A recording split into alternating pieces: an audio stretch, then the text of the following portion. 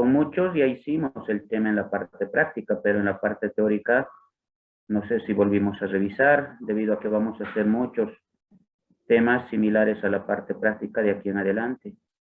El otro es justamente los anticoagulantes, ¿no? Que si se han dado cuenta, también hemos vuelto a repetir. No sé si hicimos este tema. Sí, doctor, sí. Me estaba confundiendo. Ya hemos hecho. Hemos hecho, ¿verdad? Este Sí, tema. sí, doctor. Va a disculpar. No, no hay problema, está perfecto. Entonces, nos tocaría con ustedes hacer hemofilias, eso es cierto. Eso no habíamos tocado. Bien, entonces con eso nos igualaríamos con tus compañeros. Vamos a ver hoy el tema entonces de hemofilias, por favor, y con eso estaríamos ya similar a los otros paralelos, tomando en cuenta de que mañana no voy a hacer actividad con el quinto 5, o sea que con eso estaríamos igualándolos. Bien, no sé si tienen alguna pregunta antes. No saben si les llegó una circular en el cual decía si ya tienen que volver a la actividad presencial o semipresencial.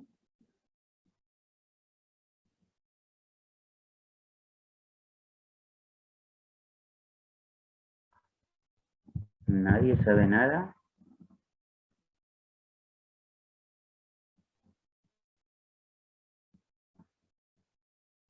Bueno, pues yo les tengo que comentar que nos llegó a nosotros una circular en el cual nos indica que estaríamos a disposición de lo que diga tanto el decano como el director para ya poder dar inicio justamente a las actividades semipresenciales.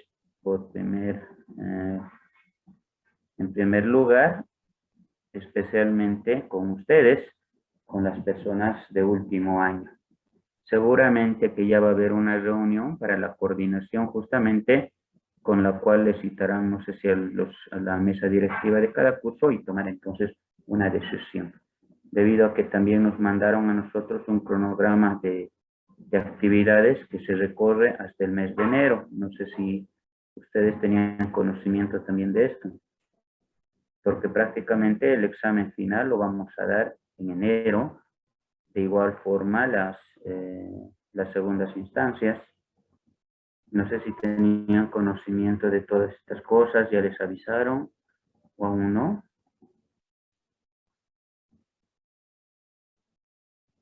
Que al final iba a ser en enero, eso sí, pero lo demás no. Entonces no sé, todavía no se determinó, ¿no? No, doctor. Bien, bueno, entonces esperaremos a lo que ellos nos digan. No perderemos tiempo, un tema cortito, bien, que está asociado justamente con los trastornos de coagulación y hemostasia, que es en realidad el bolo que nosotros estábamos manejando en esta oportunidad. Habiendo ya visto el tema con ustedes de anticoagulantes, pues con esto más concluiríamos justamente todo lo concerniente a lo que viene a ser la temática de coagulación y hemostasia. Esta patología está asociada con dos factores de la coagulación, es el factor 8 y el factor 9 de la misma, y tiene un carácter de herencia, por si acaso, ¿no? Generalmente, quienes transmiten la enfermedad van a ser las madres, a quienes, a sus hijos. En realidad, entonces, quienes transmiten la enfermedad lo vamos a catalogar así, es el sexo femenino, y quienes padecen la enfermedad son los del sexo masculino. Nuevamente recalcar que es un trastorno congénito relacionado con lo que es la coagulación y que se va a caracterizar por una disminución ya sea cualitativa o cuantitativa de la actividad de dos factores de la coagulación, del factor 8 y del factor 9. Cuando el problema radica en lo que viene a ser entonces el factor 8, la hemofilia se llama tipo A, y cuando el problema se encuentra en el factor 9, la hemofilia se llama tipo B.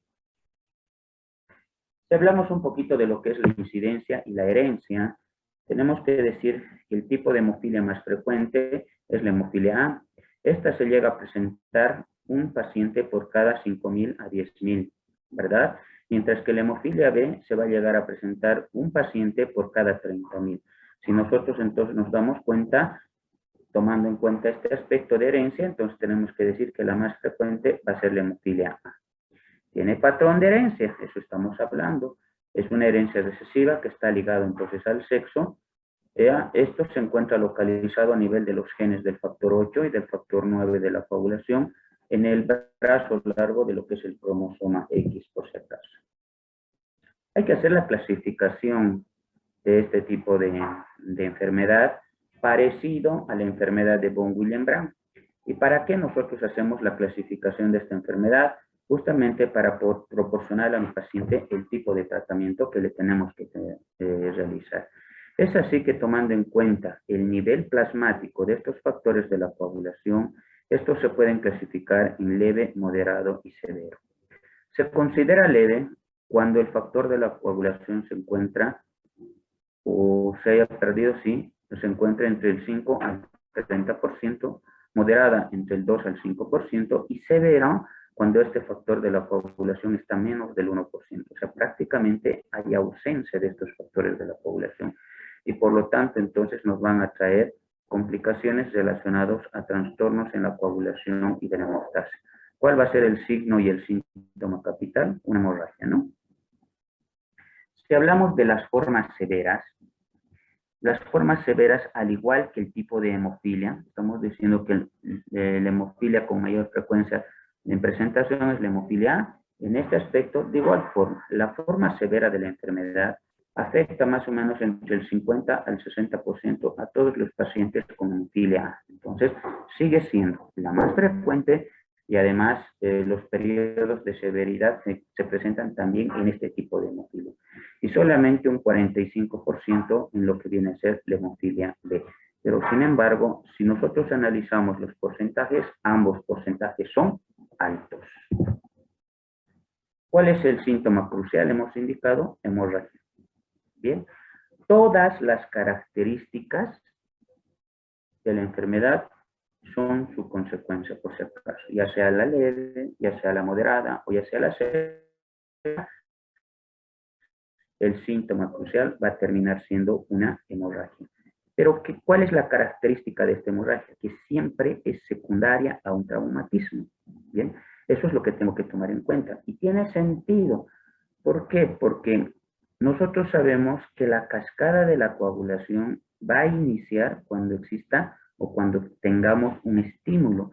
Y habíamos hablado que el estímulo para nosotros va a terminar siendo una solución de continuidad.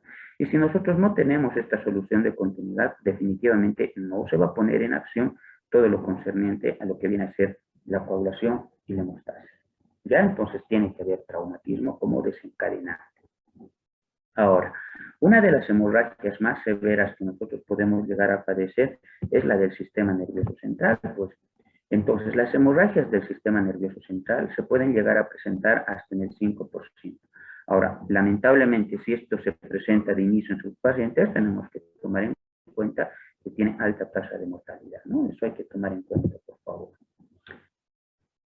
Una de las características de la forma severa o de la forma grave de esta enfermedad, como sabemos que es heredado, lamentablemente los síntomas van a aparecer inclusive antes del año de vida del paciente. O sea, ¿qué quiere decir? Que desde el nacimiento ya se va a desencadenar entonces la enfermedad y hasta antes de cumplir el primer año de vida, nuestro paciente ya va a empezar a presentar estos síntomas hemorrágicos. Principalmente las hemorragias se van a llegar a producir a nivel de las articulaciones. Y nosotros cuando se produce una hemorragia en la articulación lo conocemos como una hemartrosis. Son muy frecuentes y van a afectar diferentes articulaciones, por no decir todas las articulaciones, ¿no? Llegando a producir entonces a mi paciente una insuficiencia de la función de la articulación, inclusive hasta antes de los 10 años y en ocasiones hasta antes de los 15 años. Entonces, si nosotros analizamos este aspecto de gravedad, primero decimos que los síntomas ya se van a presentar antes del año de vida y lamentablemente a los 15 años mi paciente ya va a tener carácter de invalidez, ¿no? Invalidez porque va a perder la funcionalidad de todas las articulaciones y no se va a valer de sí mismo, ¿no? Sino va a necesitar la ayuda de una persona que le secunde en todas sus actividades. A estos pacientes de la forma severa van a requerir alta frecuencia de hospitalización y tratamientos sustitutivos de manera reiterada. La forma moderada, los síntomas aparecen más tarde, eso es lo bueno, ¿ya? O sea, lo bueno es que no haya la enfermedad, pero en caso de que se presente, mejor si se presenta en forma moderada o en forma leve. Bien, estos síntomas se presentan más tardíamente y las hematosis acá ya son menos frecuentes. Entonces, estos pacientes, mal o bien, si bien van a presentar algunas ocasiones estas hemorragias a nivel de las articulaciones, pues no van a afectar probablemente a todas, ¿no? Por lo tanto, todavía se va a valer. Y la forma leve. En la forma leve, la hematosis excepcionalmente aparece. Generalmente estas hematosis son producidas por traumatismos sumamente importantes y los episodios pueden verse después de extracciones dentarias o tratamientos quirúrgicos en los cuales entonces hayan sido programados. ¿Qué quiere decir? Que muchas de las veces estos pacientes pasan desapercibidos dentro de lo que vienen a ser sus diagnósticos y lo único que hacemos es hacer diagnósticos casuales cuando justamente estos recurren a un odontólogo donde van a ser sometidos a una extracción odontológica o definitivamente están siendo programados para una intervención quirúrgica. ¿Qué es la hemartrosis? La hemartrosis es la hemorragia que se presenta a nivel de las articulaciones. Dentro de lo que viene a ser la hemofilia se presenta hasta en el 80%. Todas las articulaciones pueden llegar a ser afectadas y si nosotros consideramos el porcentaje y la frecuencia, además el tipo de articulaciones, esta empieza provocando primeramente alteraciones o lesiones a nivel de lo que son las rodillas. O sea, ¿qué quiere decir? Que en este tipo de enfermedad, las articulaciones que primeramente se van a dañar son las rodillas. Posteriormente a las rodillas se dañan los codos. Posterior a los codos, los tobillos. Posterior a estos, los hombros. Posterior a los hombros, la cadera. Y posterior a estos, las muñecas.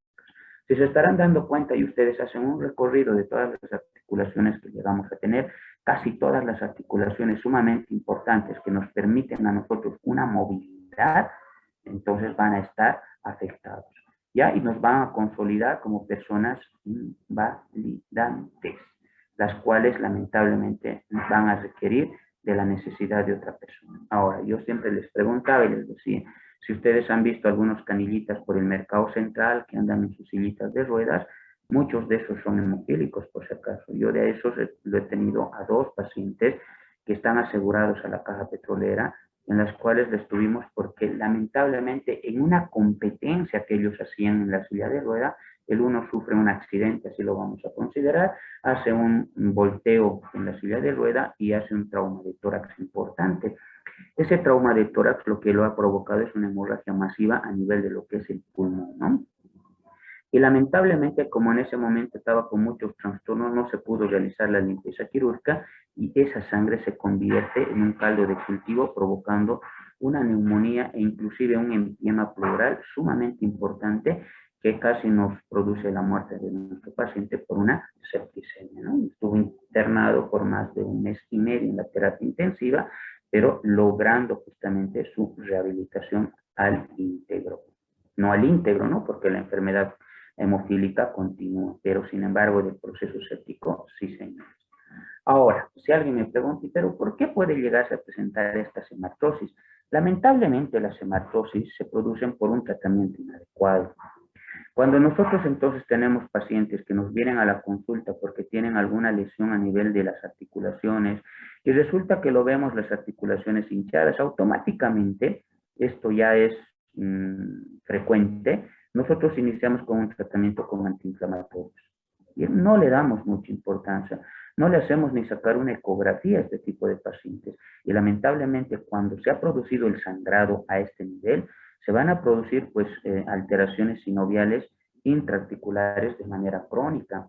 Esto es producida justamente por los efectos tóxicos también que va a llegar a tener la sangre, debido a que dentro de su composición también tiene hemosiderina y enzimas proteolíticas. Ahora, la hemosiderina, que es tóxico para las articulaciones, y estas enzimas proteolíticas, lo que van a provocar es justamente una destrucción de todo lo que viene a ser el cartílago, entonces articular, provocando entonces que se desgaste rápidamente ese cartílago y haciendo que los huesos se unan unos a otros. ¿Cuál es la complicación de esta hemartrosis? La formación de los famosos quistes óseos subcondriales o pseudotumores. O sea, ¿por qué hablamos de estos quistes o por qué hablamos de estos pseudotumores?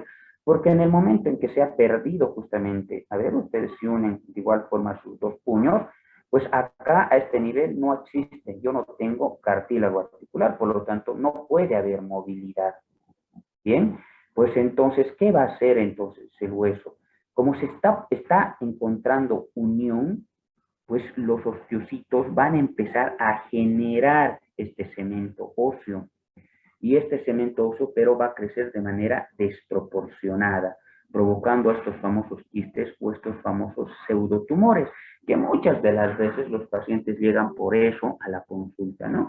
Doctor, que por ejemplo nosotros en la ciudad de Monteagudo, cuando hacíamos la provincia, vino y nos dice, doctor, que me ha pateado un muchacho de 15 años, por si acaso, ¿no?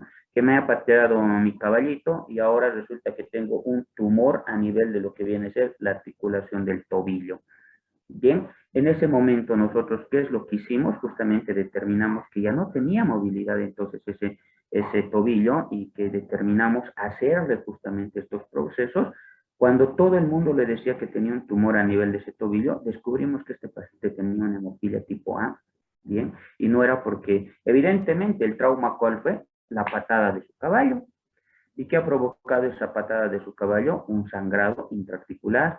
Y ese sangrado intraarticular no fue tratado adecuadamente, lo cual ha producido una destrucción del cartílago articular y esto ha generado lo que acabamos de decir, ¿no? Un pseudotumor. Pues, ¿de qué sirvió haberle hecho una biopsia? Todo el mundo le hizo una biopsia y solamente salía proceso inflamatorio, el cual no hablaba de un proceso cancerígeno, ¿no? Pues definitivamente existen de este tipo de diagnósticos equivocados que los tenemos justamente en los hospitales de tercer nivel, donde lamentablemente se están peloteando por no llegar a un diagnóstico certero. El otro de los signos que se va a presentar frecuentemente en este tipo de hemofilias son los hematomas. Los hematomas se pueden clasificar en dos, los hematomas superficiales y los hematomas profundos. Los superficiales, en teoría, se los considera los menos graves, pero sin embargo, siempre tiene una excepción. ¿Cuál es la excepción de esta? Que el hematoma se haga a gran volumen. O sea, ¿qué quiere decir? Vamos a poner que sea un hematoma superficial. A nosotros lo que nos ha tocado ver hematomas superficiales por anticoagulación e inyectables. O sea, ¿qué quiere decir? Un paciente que estaba anticoagulado, pues le habían puesto una penicilina en la región glútea. ¿Y qué es lo que ha proporcionado esto? Una hemorragia por la anticoagulación. Y esto ha provocado un hematoma. Pues no ha provocado un hematoma profundo, porque los hematomas profundos se encapsulan, mientras que este hematoma superficial se extendió por todo lo que viene a ser entonces la pierna, provocando gran secuestro de sangre e inclusive un shock hipovolémico. Entonces, a tomar en cuenta. Ya, si adquiere gran volumen, el hematoma superficial se torna grave. ¿Bien? Mientras que los profundos, como su nombre dice, van a afectar generalmente aparatos locomotores y pueden dificultar la movilidad de mi paciente. Todo el mundo me preguntaba y decía, y doctor, ¿cómo puedo hacer el diagnóstico de esta enfermedad? Acá les presento nuevamente el coagulograma o el estudio del coagulograma o dentro del estudio del coagulograma, uno de los cuales no es frecuentemente solicitado, que es el famoso KPTT. Y cuando justamente hablábamos de coagulación hemostasia, hemos dicho que el KPTT a mí me mide todo lo que es la vía intrínseca de la coagulación. Y dentro de lo que es la vía intrínseca de la coagulación, nosotros tenemos hasta 8 factores, ¿verdad? Y dentro de estos están pues los factores antihemofílicos, 8 y 9. Por lo tanto, si yo obvio pedir el KPTT, pues nunca voy a saber cómo se encuentran estos dos factores de la coagulación. Por lo tanto, para nosotros nos ayuda muchísimo. El KPTT va a estar prolongado en este tipo de enfermedad. Además, habíamos hablado de que también puede estar prolongado en la enfermedad de von Willebrand, entonces, por lo tanto, tendremos que hacer diagnóstico diferencial por estos, o en aquellas enfermedades hemolíticas por autoanticuerpos específicos contra el factor 8, contra el factor 9 de la coagulación, que también se puede llegar a presentar. Y como va a haber afectación de dos factores de la coagulación que se encuentran dentro de lo que es la vía intrínseca, pues el KPTT tiene que estar alterado. El tratamiento se basa en la reposición del factor que está deficiente. Generalmente podemos encontrar concentrados comerciales, ya sea de factor 8 o de factor 9, dependiendo del tipo de diagnóstico que nosotros realicemos, ¿verdad? Entonces, tiene sentido. Si yo tengo un paciente que tiene hemofilia A, tengo que darle factor 8. Si tiene hemofilia B, tengo que darle factor 9. Ahora, todo el mundo también se pregunta y dice, ¿y si no existe en el comercio?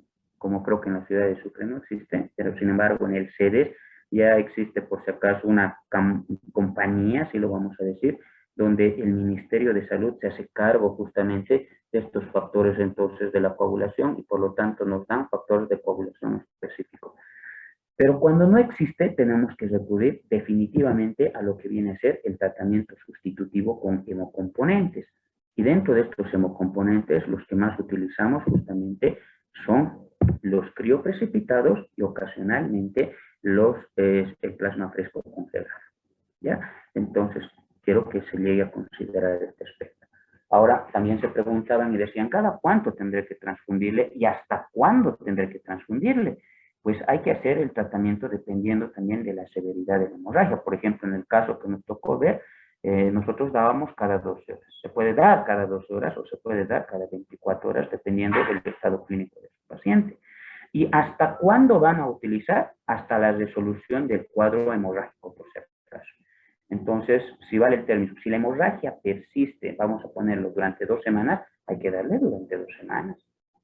Si la hemorragia persiste durante 3 días, pues le darán durante 3 días, nada más. Entonces, esa es la respuesta, ¿no? Una vez que cese la hemorragia aguda. Algunas complicaciones, sí señores, todos, hemos dicho, están relacionados a la medicina transfusional en realidad. Y las reacciones adversas a la transfusión están más asociadas a lo que habíamos indicado, la parte líquida de la sangre, en este caso el plasma. Todo tiene plasma, solamente en pequeños volúmenes. El plasma fresco congelado hasta 250 ml. Los crioprecipitados de 30 a 50 ml, ¿verdad? Mejor dicho, de 15 a 30 ml. Y el plasma de las plaquetas en cantidades como 50 a 70 ml. Entonces se estarán dando cuenta, tanto el plasma, los crioprecipitados y las plaquetas van a tener plasma. Y por lo tanto, todas estas reacciones adversas también se pueden llegar a presentar. Ese es el tema relacionado a lo que son las hemofilias. ¿Ven? No existe mayor misterio, tampoco existe mayor estado de gravedad para poderlos tratar. Y alguien decía, a mí me da miedo tratar a estos pacientes hemofílicos. No tienen por qué. Se hace tratamiento sintomático para sus dolores, porque las artrosis duelen, por si acaso. Hay que darle algunos antiinflamatorios simplemente. Y en ocasiones cuando se presentan los sangrados, les vamos a dar justamente los factores de la coagulación deficientes, ya sea el 8 o ya sea el 9. Y finalizamos el bolo con lo que es coagulación intravascular diseminada. Lamentablemente una enfermedad grave, o mejor dicho, una complicación grave, también llamada coagulopatía de consumo o síndrome de desfibrinación. Al referirse como el síndrome de desfibrinación, estamos hablando de la presencia de depósitos de fibrina dentro de lo que es la circulación sanguínea como resultado de la trombina libre en el plasma. Y este va a provocar un resultado de una activación aguda de todo lo que es el mecanismo de la coagulación. Estamos hablando de que en la coagulación intravascular diseminada existe una exageración en la función de lo que viene a ser el mecanismo normal de la coagulación, tanto de la vía intrínseca, de la vía extrínseca. Y dos factores son los que especialmente se van a destapar, si vale el término, como son los factores 2 y el factor 10 de la coagulación. Esta exagerada función de los factores de la coagulación se va a presentar como consecuencia de un problema, siempre. Bien, puede ser este séptico, que es lo que más hemos nosotros encontrado, o los problemas obstétricos, ¿no? Hemorragias obstétricas severas con restos, por ejemplo, placentarios, los cuales provocaban este tipo de septicemias. Lo último que nos ha tocado ver a nosotros es un paciente que hizo lamentablemente una necrosis a nivel de lo que viene a ser el miembro superior derecho, con una infección severísima y que hizo una septicemia, pero rápidamente evolutiva, la cual terminó haciendo la coagulación intravascular diseminada.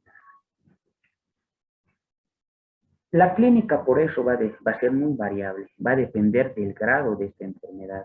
Bien, lo más grave que nosotros podemos encontrar son los dos extremos. Por eso aquí el médico se vuelve loco. ¿Por qué? Porque lamentablemente al tener una exagerada función de los mecanismos, del mecanismo de la coagulación, entonces este va a dar lugar a que se forme rápidamente coágulo, o sea, provocar una isquemia. Pero al mismo tiempo se va a alterar la funcionalidad de los mismos, provocando una hemorragia. O sea, ¿qué quiere decir? Produce los dos extremos, coágulos y produce hemorragias. Por lo tanto, muchas veces nosotros nos encontramos de manos atadas para realizar el tratamiento. ¿Cómo tenemos que confirmar esta complicación? Midiendo los factores de la coagulación. ¿Principales cuáles? El primero, que es el 1, el 5, el 7, el 8. Bien, o sea, ojo con esto, ¿no? Ahí entra el factor antimofílico, por si acaso. Entonces, nuevamente, ¿cuáles son los principales factores de la coagulación? El 1, el 5, el 7 y el 8, que generalmente están disminuidas. Ahora, también tenemos que medir los niveles de fibrina circulando en el torrente sanguíneo. Estos tienen que estar sumamente altos. Y como consecuencia de todo esto va a haber lisis de glóbulos rojos, ¿no? Entonces vamos a encontrar fragmentos de glóbulos rojos. Y por ende también disminución de las plaquetas. ¿Cuál es el tratamiento? Suprimir la causa. Estamos diciendo que la coagulación intravascular diseminada es una complicación. Pues entonces, ¿qué es lo que tenemos que primeramente atacar nosotros? La causa. Una vez que ataquemos la causa, recién vamos a poder realizar tratamiento consecutivo. Y el tratamiento, como acá se está alterando todos los factores de la coagulación, será reponer pues todos los factores de la coagulación. ¿Y en qué vamos a encontrar esto? En el plasma fresco congelado. Y como tenemos algunos específicos como el 8, vamos a reforzarlo, le vamos a dar crioprecipitado, ¿no? Para las hemorragias y la alteración de los consumos de los factores de la coagulación. En caso de lo que la trombocitopenia también sea severa, hay que pasarle plaquetas. Y si la causa fue una complicación obstétrica, en estos casos hay que darle heparina, porque hay una enfermedad sumamente grave que se caracteriza porque va a provocar una isquemia a nivel entonces central de la paciente, síndrome de Asherman se llama, y la cual entonces nos puede traer complicaciones con las metástasis. Por lo tanto, hay que darle heparina dentro de lo que viene a ser su tratamiento. Ahora, ¿cuándo van a suspender la terapia con esta medicina transfusional? Cuando los niveles de fibrina ya se encuentren normales, ¿no? Es la única forma de poder decir, estoy teniendo un éxito en cuanto al tratamiento se refiere. Y señores, ese es todo el tema o la temática que teníamos que nosotros abordar y que lo habíamos dejado como pendiente. Bien, de todas formas, por favor, hay que estar un poquito alertas porque ya desde las subsiguientes clases voy a hacer algunos grupos para que empiecen a hacer las disertaciones correspondientes, tomando en cuenta que a nosotros ya no nos falta mucha temática para concluir con todo lo que viene a ser entonces nuestro programa de actuación del año. Bien, entonces generalmente al finalizar de los temas yo realizo diferentes grupos para que puedan hacer las disertaciones correspondientes y evaluar esas disertaciones, ¿no? Para que de esta forma se puedan entonces ayudar también los compañeros que así lo realicen o que así realicen su disertación. Y señores, con eso estaríamos concluyendo la actividad de hoy. No sé si alguien tiene alguna pregunta. ¿Alguna pregunta, alguna consulta o alguna duda, por favor?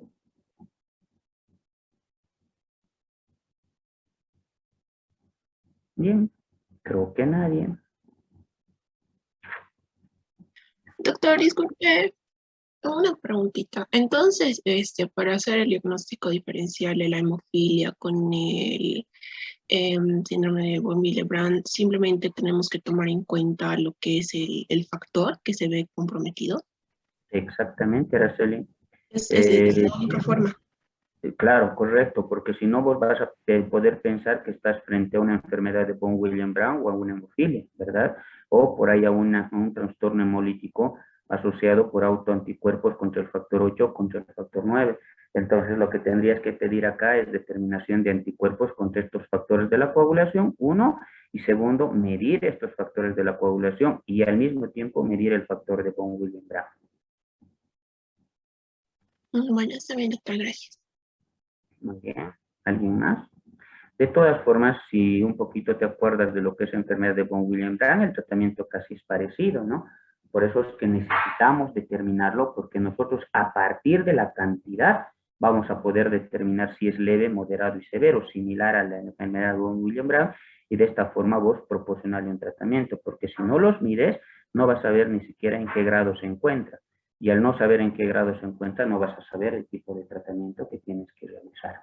Entonces, de igual forma, y nuevamente recalcando, hay que medir estos factores que se encuentran alterados.